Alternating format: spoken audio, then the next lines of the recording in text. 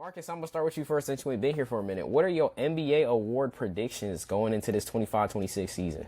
So I feel like this is mostly like everybody's. My MVP, I got Jokic. I feel like he should have won that last year, but so I was reasonable too. For my defensive player of the year, I feel like it's obvious. It's Wemby, if he's not injured. Hopefully he stays healthy.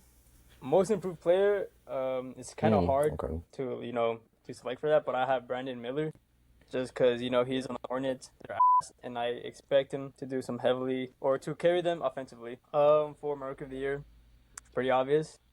Cooper Flag, with the way he's been playing in the preseason, it's pretty, he might do well in the regular season as well, playing alongside Anthony Davis and Kyrie once he's back. And then with Coach of the Year, Mark Daigneault, Thunder, they did really well last season, and I wouldn't doubt he wins it this season since he didn't win it the previous. And then for my sixth man of the year, Cavs, DeAndre Hunter, I would love to see him get one since, He's still on your didn't team? get it last year. Should have been him. He's still on your team? He's still on your team? Your six man still on your team? Not the white boy. Nah, he's on the Grizzlies.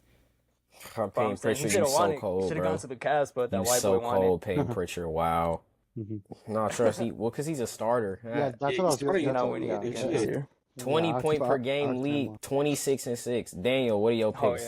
Oh, yeah. So for my picks, very similar to Marcus in an aspect. I wouldn't doubt it. Everybody's MVP, injured. I got Jokic. Doesn't really need much explanation. Defensive player of the year, I think it's Wemby. As long as Wemby stays healthy and the consistency he has played defensively these past few seasons, if that continues, then I think he'll landslide the defensive player of the year. For most improved player, I have Andrew Nembhard. With Halliburton being out, I do think he's going to take a major leap this season. Yeah. So, and then for my rookie of the year, Cooper Flag, same thing what Marcus said. He's had a pretty solid preseason. I think on top of that, with a solid roster, if they stay healthy, I think he is going to be developed into one of the greats. Coach of the year, I have it's kind of a little bit of not hot take, but it's kind of like a dark horse. I'm gonna have JB Bickerstaff for the Pistons. I think he is. I think if that team can kind of make a bigger leap than they did last year, which I think they can, honestly, then I think he can win Coach of the Year. And for my sixth man of the year, I'm gonna go with DeAndre Hunter. I think he has a chance to be a bigger leap than he did last season. Chad, going on to you. All right, MVP, I think it's kind of unanimous here. It's going to be Jokic. Yeah. That's my personal opinion. Should have won last year, I think. Oh, yeah, what I'm saying. I understand why they gave it to Shea, so it's not like he was snubbed. But I think he definitely wins it this year, better team. Coach of the year is interesting. I'm going Rick Carlisle for the Pacers. I think him and the power of friendship in Indiana, they're going to go make at least a 6 or a play-in seed, I think. And I think he's going to keep him alive. Rookie of the year, I had Flag originally as my Rookie of the Year, but I kind of thought about it. I'm going to change it to Ace Bailey just because I don't see Cooper Flag being like the one option. I think it's going to be kind of like by committee. And I feel like for Utah, because they're not all that, I think Ace Bailey is going to be getting a lot of shot opportunities and he's going to be getting the ball a lot. Most improved player, Andrew Nembhard, similar to Daniel. No Halliburton. He's going to need to step up if the Pacers are going to need to have a chance. And again, Rick does a good job at developing these guys. So I expect to see him take a step up. Defensive player of the year, I'm going to have an interesting pick. Lou Dort. I feel like he was a great defensive player last year. At least top 5 in defense. I feel like this season he's going to only improve. And he's kind of going to show people, especially coming off a championship, feel like more people are going to give him love and pay more attention. Sixth man of the year. That one, I'm going to go TJ McConnell. I feel like, again, for the Pacers, there's no Miles Turner. There is no Tyree Halliburton.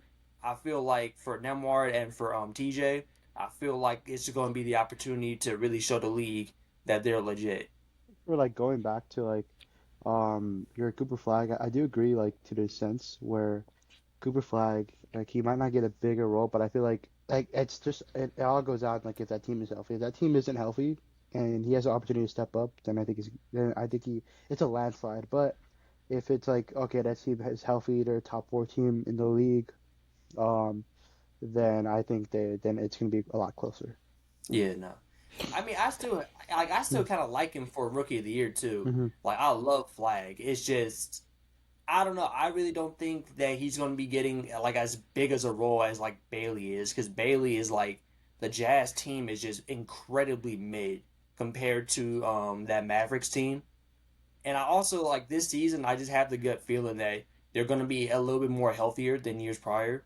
Like for Anthony Davis, even Anthony Davis has been injured, but the past 2 seasons he hasn't been that hurt as much.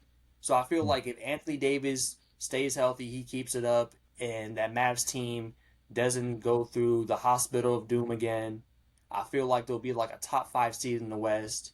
Cooper Flag's definitely gonna hoop and have a field day, but I just don't think like compared to Bailey, like they're gonna be going to Bailey near every night. Like Bailey, please save us ball. Versus Cooper Flag, he's gonna get his little 18 points or whatnot, and then probably a couple games will pop off, but it's not gonna be the same as Bailey. So that's why I picked Bailey for it. Joachim? Yeah, Chad and I got a similar vision. So MVP, as we all know, unanimous. We got Nikola Jokic. I got him giving us 31, 12, and 11.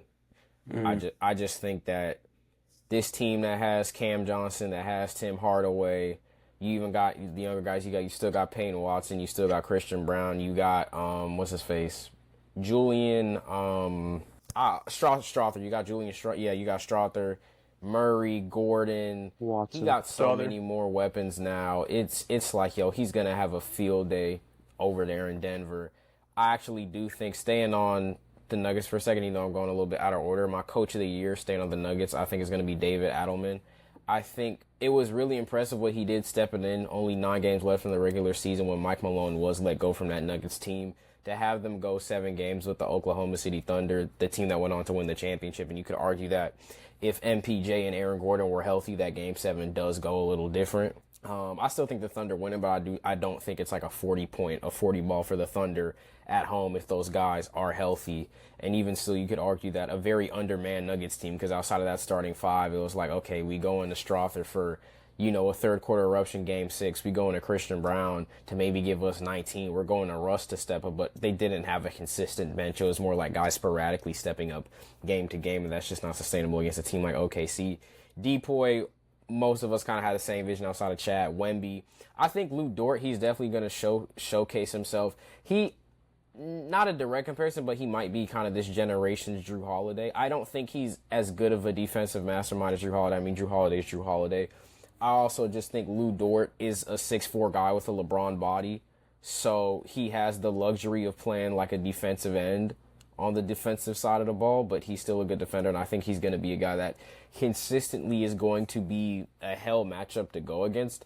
But if we're just looking at actual stats and not like looking at the advanced stats from like defensive rating and net rating and plus minus all that, Wemby's going to go for, I think, like 2 steals and 2.5 blocks.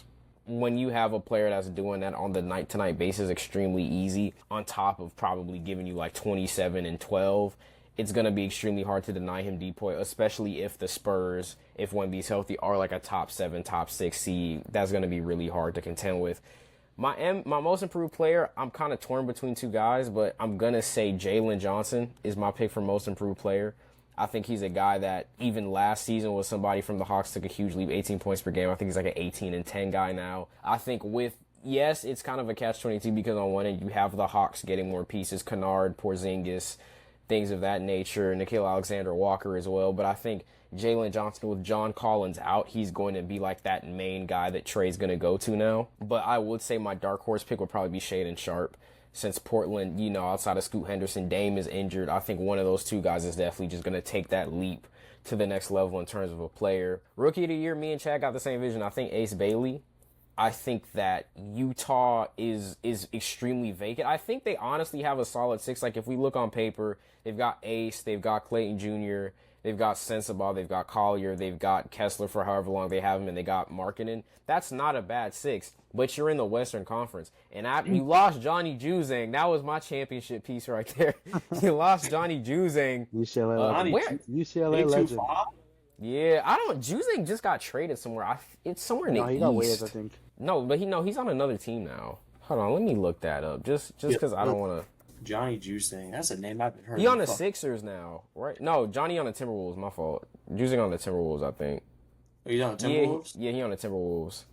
Oh, yeah, he is. Him and Rob Dillingham, garbage time minutes. Oh boy, I'm still a Johnny Juzang believer, man. I don't care what. I don't care how his career goes. I think that's just a very fundamentally strong guard who knows how to facilitate and play his space. Wait till this not gonna be the Cam Reddish experiment, bro. I promise you, Juzang gonna land somewhere, and it's gonna be like, bro, he giving us 15 points per game now. But, Utah doesn't have anything off the bench outside of, depending on where you put Kessler or Sensabaugh, they have nobody. But I do think Ace Bailey's going to get more reps. I do think Ace Bailey it's going to be hard, right? Because I think Flag, just off name value and his two-way impact, should get it.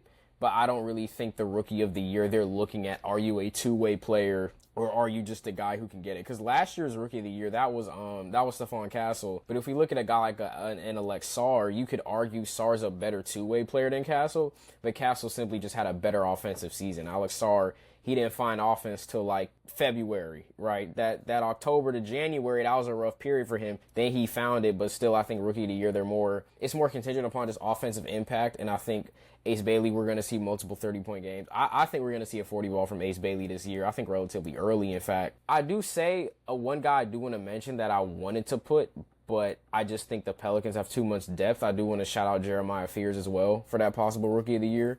I think he's a very complete guard. The only thing he's kind of missing is a jump shot, just more jump shot consistency.